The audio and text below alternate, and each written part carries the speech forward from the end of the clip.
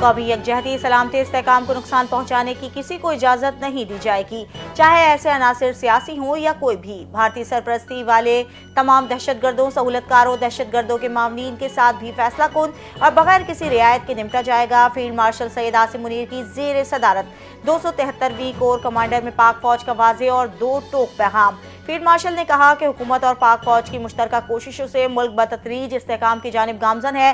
پاکستانی عوام کی ثابت قدمی حمایت کے باعث ملک یقینی طور پر عزت و وقار کی طرف بڑھ رہا ہے۔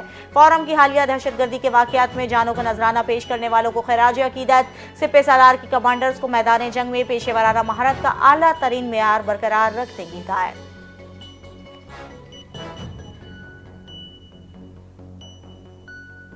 ہم اسٹیبلشمنٹ اور بیوروکریسی کو دشمن نہیں سمجھتے، کسی ادارے یا حکمران کی غلطی کو غلط کہنا ہمارا حق ہے۔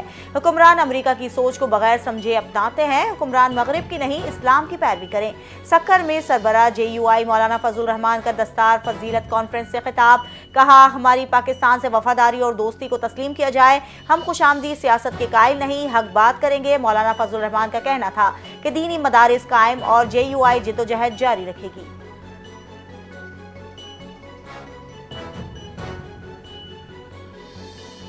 نوجوانوں کو جدید تعلیم اور ٹیکنالوجی دینا اولین ترجیح ہے۔ پاکستان کی ترقی کے لیے کشمیریوں نے عظیم قربانیاں دیں۔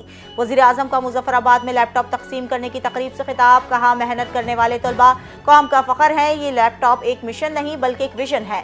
پاکستان نے بھارت کو ایسا سبق سکھایا جو وہ یاد رکھے گا۔ نوجوان پاکستان اور کشمیر کو دنیا کے نقشے پر عظیم بنائیں گے۔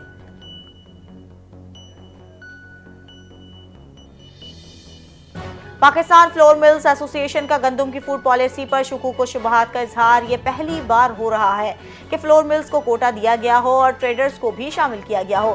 ٹریڈرز کو شامل کرنے کا مقصد بظاہر یہ لگتا ہے کہ گندم پر عوام کو دی جانے والی سبسڈی ٹریڈرز کی جیب میں چلی جائے۔ کراچی پریس کلب میں پاکستان فلور ملز ایسوسی ایشن کے رہنما عبدالجنید عزیز اور دیگر کی پریس کانفرنس، کہا گندم کی فوڈ پالیسی میں ٹریڈرز کے لیے کسی قسم کی کوئی حد مقرر نہیں کی گئی۔ یہ بات واضح نہیں ہے کہ یہ پالیسی کس نے بنائی، کیوں بنائی اور کس کو فائدہ پہنچانے کے لیے بنائی گئی۔ سندھ حکومت 100 کلو گرام کی بوری 8,000 روپے میں دے رہی ہے، ٹریڈرز وہی گندم فلور ملز کو 9,500 روپے میں فروخت کر رہے ہیں۔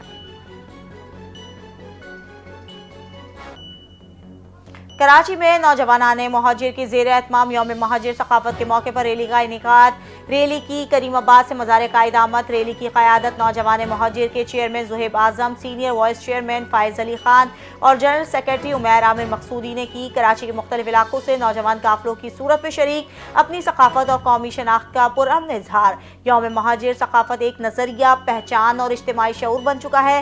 نوجوانان مہاجر ہمیشہ محبت، اتحاد اور پاکستان سے وفاداری کا پیغام دیتے ہیں۔ ریلی کے اختتام پر زہیب اعظم نے خطاب کیا۔